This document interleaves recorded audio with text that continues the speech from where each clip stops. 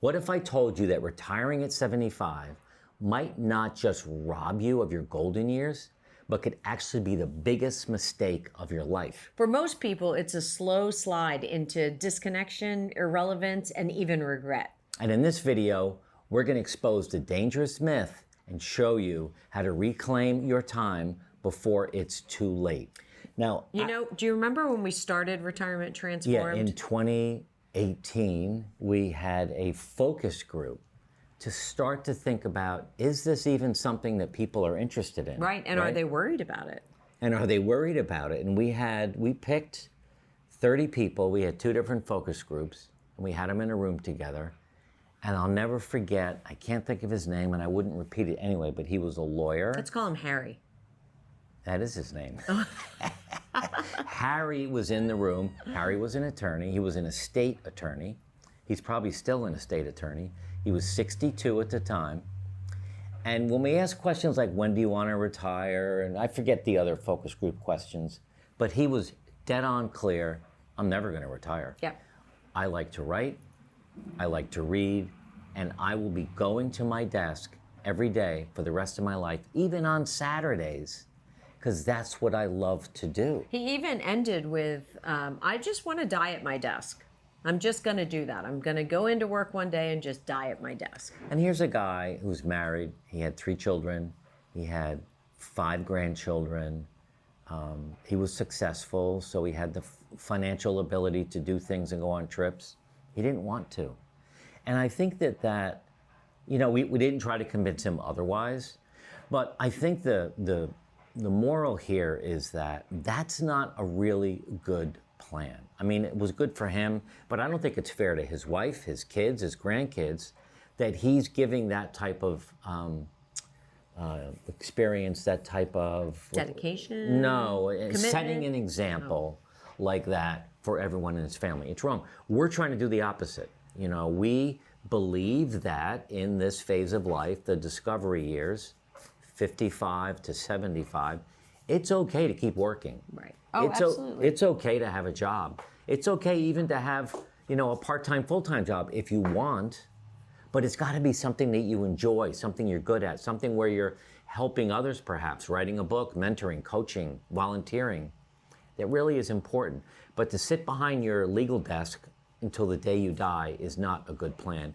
And we want to talk to you today about getting that back, having a different mindset about that. And one of the reasons that people get this wrong is they fall into this trap of later is safer. Like, I'll retire later because it's safer. Yeah, assuming that more work years equals more security. And financially, that's probably correct. But is that really true in terms of your lifespan, your mindset, your health? Right.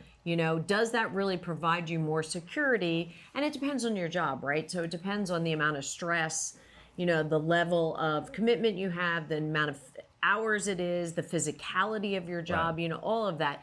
But this idea or this fear of running out of money, I think people have in their head. Right. And so there's a target at 75. But what we found in our research is that regrets really start at 65. So you have 10 years of regrets, right. which is not healthy for anybody. Another quick reason why people get this wrong is they're so focused on the money piece of it, not having enough, they need to earn more. It's just not a good way to go through life. And I know you need a certain amount of money to retire. And there's a lot of people that watch our channel that leave comments that I have to keep working because I need more money. Okay. Maybe get a second opinion. Maybe you don't need to work in the construction job for the rest of your life. Maybe there's a different way to do it where you are earning some money, but you're also doing something that you really love. And I think that's hard for us to make a blanket statement across all nearly 100,000 subscribers. So we totally get that. And we hear your comments. You're out of touch, you don't listen, you're not down with reality. We are down with reality, and we believe in financial security. That's step number one.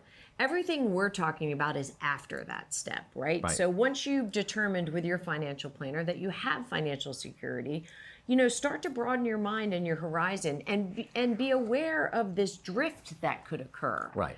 right? So you get into retirement and you kind of hide this retirement drift with all your busies, and my mom used to call it your INGs. Oh, I'm working, I'm shopping, I'm moving, I'm walking, I'm, mentoring, everything. She said to me one day, everything you do has an ING at the end. Right. And you're just always so busy. You're busy being busy almost. Right. And you have to be careful of that in retirement. That's more of the head game, I think. Well, speaking of the head game, let's shift to giving you a different framework, a different way to look at this stage of life so you don't have to work to 75. And I want you to think about the fact that retirement is not an outside job, it's an inside job. This is a time of life, 55, 65, whatever it might be for you, where you start working on yourself. You start working on your body, your mind, and your soul. So that's a different way to look at it versus continuing to spend time in your career. And I think the other point there would be, the earlier you reset your mindset, the longer the rewards will be for you. So, if you are retiring at 65, you could have 30 years ahead of us for those mindset rewards where you've changed that mindset. You've closed the gap between, what you're doing and what you're thinking. Right. So here's number one. Retiring at 75 is not a goal. It's really a dangerous delay. And I say that because if you're following us and if you happen to watch our webinar this week where we unveiled our new framework that talks about the discovery years, which is age 55 to 75. We don't call it retirement anymore.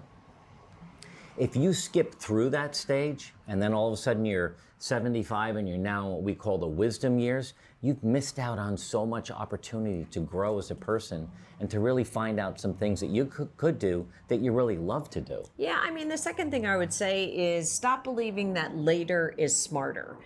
Society has really pushed the idea of retirement out, and maybe that works for you, and maybe it works for you for a couple more years or 3 more years, and then you ease out of your job and then you fall into a consulting role or something along those lines.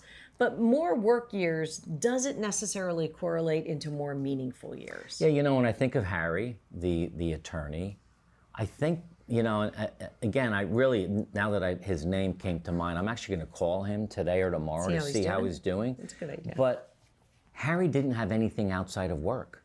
He didn't golf. He didn't pickleball.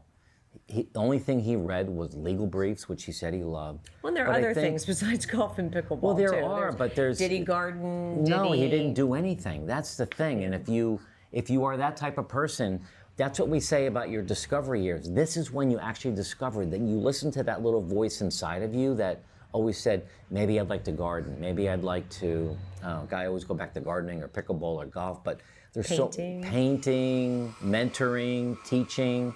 He could be such a great mentor to young attorneys going through law school. Right. To teach them and quote them. But he, I don't know what he's doing. But anyway, the other thing you want to do is the third thing we want to talk about is understand this concept of retirement drift. Now, we talk about I think there's 6 or 7 risks of retirement: loss of identity, loss of community, not knowing what to do with your 40 plus hours of free time that come your way. Your physical decline. Your mental decline. So that's what we call retirement drift. And you really need to understand what that is before it consumes you. Up until now, people would just hide behind smiles and say, I'm fine, whatever, I'm busy. We know a lot of people, even down here on Marco, who said, oh, yeah, everything's fine, I'm busy. They watch TV all day long. And they're embarrassed to say that, so they don't. Right. But we know, because when you ask a few more questions, that comes out. If you're feeling a little bit consumed by a retirement drift, you need to be honest with yourself and your spouse and your friends and try to get out of it. Yeah, absolutely. Leave us a comment down below. Have you found new purpose post-career, and what is it? Let us know and share it with the rest of the group, the other 95,000 subscribers. Right. The other thing you can do is start thinking about success beyond 60 as more than your career. Redefine that. So if you think that you have to work to 75 because that's all you know how to do, because that makes you successful, 60, 65, think, you know what? I'm going to rethink what success really means. Yeah, absolutely. And once you find yourself in this discovery time, really dedicate that to be your powerful time. Don't make it your indecisive time. Make it your decisive times. Make it where you are incentivized to get your schedule together, to get your routine together, to close different chapters and open new chapters, but really take charge of this discovery time. Yeah, instead of focusing on going to work, poor Harry, instead of focusing on going to work and reading legal briefs. I don't think his name was Harry. Well, I don't know. I'll find out when I look him up. But instead of focusing on that in this stage of life, focus on your health, your happiness, your joy, your mental wellness, your physical wellness. That's a different way to look at success in this stage of life. You hear us talk a lot on this channel about habits. And maybe you've got some bad habits that you need to break yourself. We created a free download, is below, the 5 bad habits to stop while you're retired. So download that and use that as a tool to break some bad habits. Okay. All right, so the next thing is really disassociate with this idea that your paycheck is tied to your purpose, or your purpose is tied to your paycheck. Purpose fuels energy and connection. So if you find that outside of your workspace, you're going to be so surprised at how motivated, engaged, and in tune you are with these next years. Yeah, I like that. The next thing you want to do, we talk a lot about the 7 pillars of a successful discovery years phase. Physical wellness, mental wellness, relationships, spouse-partner relationship, that's the 2 of us, your continuing education of yourself, your spiritual journey, and what's the last one? Wisdom sharing or active philanthropy, giving back.